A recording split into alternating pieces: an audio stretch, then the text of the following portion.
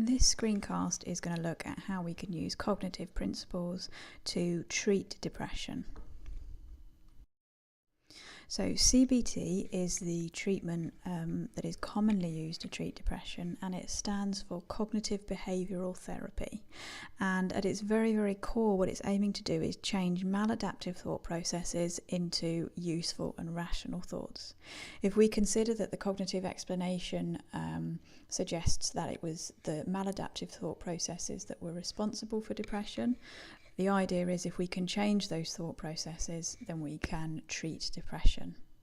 Now, CBT is an umbrella term. It doesn't just refer to one therapy, and there are lots of different types of CBT which are designed to treat various different disorders. So CBT is a broad term, and different variations will encompass different techniques. However, they all have some of the basic fundamental principles, or they operate under the same principles as each other, and it's those fundamental principles that we're going to look at now. Within a CBT session, there may be several different techniques which are used to help a client, and different treatments for different disorders may have different emphases, but they would all follow the same basic principles. So one of the most important things a client and a therapist can do is to identify situations which might trigger the irrational thoughts which lead to the depression. So this would be talking over situations or people or conversations or events which might trigger maladaptive thinking. Once these situations have been identified, the therapist and the client would then go on to challenge these irrational thoughts using disputing. And there are 3 different types of disputing that they might use. The first one is logical disputing. So this is really asking whether or not the thoughts make sense. Is there any logical basis behind them? Empirical disputing is discussing with the client whether there's actually any evidence that these thoughts are true.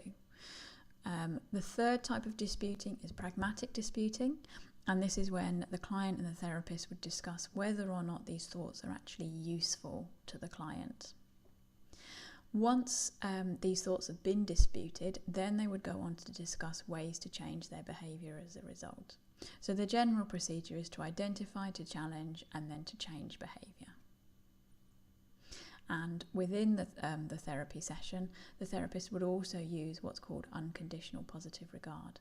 Now this is when the client is considered to be worthwhile and valuable, irrespective of any conditions or irrespective of any behaviours that they might show. Outside of a CBT session, clients are often given homework to complete, and this can take many different forms.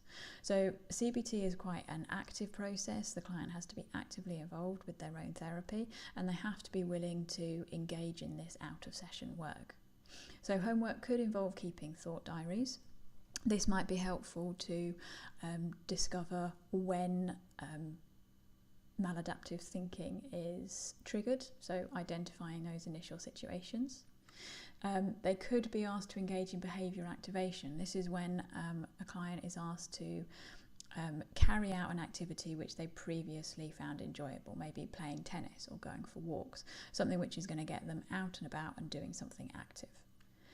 They could also be asked to engage in hypothesis testing, and this would come maybe after they'd looked at a particular irrational thought and they're asked to go out and test that thought. So maybe if a client has an irrational thought that everybody at work hates me, they might be asked to go on to a work social, go out for a drink with some of their work colleagues after work one day, and to really test whether that hypothesis is true. So look at the behaviour of their colleagues and see whether there's any evidence to suggest that they do actually dislike them. Now, Ellis, who came up with the ABC model, also suggested a model for treating depression, and he called this REBT, or Rational Emotive Behaviour Therapy. Now this he also broke down into 3 steps, DEF, where D stood for the disputing, so as we spoke about previously, challenging the beliefs the client may have. E stood for effects, so what happens after the disputing, helping the clients to have a more effective attitude towards their life. And F was for the new positive feelings that are produced as a result of these changes, so rather than depression, having positive feelings. So there's more information on all of those CBT aspects that I've talked about in this screencast in your pre-reading, so have a read of that if you'd like some more detail. And before you come into the lesson, make sure you can outline the fundamental principles behind how CBT works. You can describe what might happen inside a CBT session. You can describe what a client might be asked to do outside of a CBT session, and you can give one example of a CBT treatment developed to treat depression.